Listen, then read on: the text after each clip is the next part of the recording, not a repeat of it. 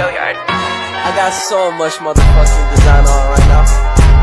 Break it down, bring it back, make it clap. I got 3 old thoughts, new block, wear that dick. Bitches on my line, and you know.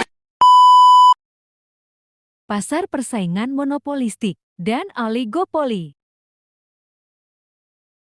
Pasar persaingan monopolistik adalah pasar di mana terdapat banyak produsen yang menghasilkan produk yang hampir serupa namun memiliki perbedaan dalam beberapa aspek, seperti ciri khas, kualitas, dan branding. Sementara itu, oligopoli adalah struktur pasar di mana kontrol atas industri berada di tangan beberapa penjual besar yang memiliki pangsa pasar dominan. Adapun ciri-ciri pasar persaingan monopolistik yaitu: pertama, memiliki banyak penjual dan banyak pembeli. Kedua, tiap penjual atau perusahaan tidak bergantung. Ketiga, produk yang dijual memiliki corak yang beragam. Keempat, masing-masing produsen atau penjual dapat menentukan harga produk. Kelima, hambatan untuk masuk ke industri atau pasar relatif rendah. Keenam, persaingan cenderung dari persaingan non-harga, sehingga perlu melakukan promosi. Pasar monopolistik mempunyai beberapa karakteristik, yaitu: pertama, produk diferensiasi. Diferensiasi produk adalah upaya untuk membedakan produk yang dihasilkan oleh produsen atau perusahaan untuk menarik pelanggan. Kedua, jumlah produsen yang sangat banyak dalam sistem pasar monopolistik. Terdapat banyak produsen atau perusahaan, terlihat dari banyaknya merek pakaian dan barang-barang. Ketiga, mudah masuk dan keluar. Banyak orang ingin memasuki pasar monopoli karena kekayaan sumber daya dan peluang bisnis yang terbuka lebar. Keseimbangan perusahaan dalam persaingan monopolistik terjadi ketika beberapa perusahaan beroperasi dalam pasar yang memiliki karakter monopolistik, yaitu memiliki daya, monopoli atau kekuasaan dalam menyediakan sumber daya yang tidak dapat diperiksa oleh pesaing. Dalam kondisi persaingan monopolistik, keseimbangan perusahaan dapat diperhatikan melalui beberapa aspek, seperti kurva permintaan, kurva hasil, dan kurva marginal.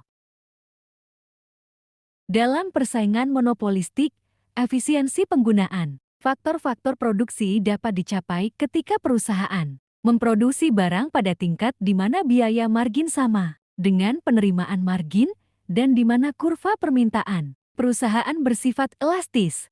Sementara itu, dalam pasar oligopoli, efisiensi penggunaan faktor produksi dapat bervariasi tergantung pada tingkat konsentrasi pasar dan tingkat interaksi antar perusahaan dalam pasar tersebut.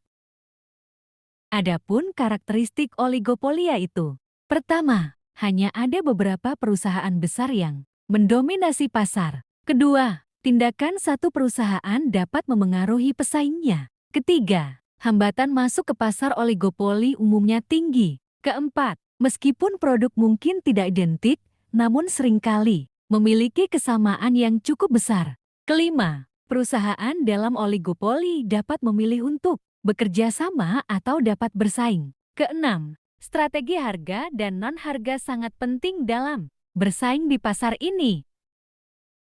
Model pasar oligopoli terbagi menjadi dua bagian, yaitu: pertama, oligopoli kolusif. Pasar oligopoli di mana perusahaan dalam pasar tersebut berkolusi untuk membagi pasar dan menentukan harga atau kesepakatan lain. Contoh oligopoli kolusif yaitu kartel dan price leadership. Kedua, oligopoli non-kolusif mengacu pada pasar oligopoli di mana para pelaku pasar tidak berkolaborasi. Contoh oligopoli non-kolusif yaitu model Carnot, model Edgeworth, model Chamberlain, model kurva permintaan patah, dan model Stackelberg. Ada 3 karakteristik operasional setiap perusahaan yang harus kita perhatikan saat menilai baik tidaknya pasar oligopoli, yaitu: pertama, efisiensi dalam menggunakan sumber-sumber daya. Kedua, perkembangan teknologi dan inovasi. Ketiga, keuntungan perusahaan. Dalam konteks ekonomi Islam, pasar oligopoli adalah jenis pasar di mana penawaran suatu barang dikuasai oleh beberapa jenis perusahaan dalam pasar oligopoli. Harga dan produksi di pasar dikendalikan oleh beberapa perusahaan yang memiliki kebijakan pemerintah dan hukum negara.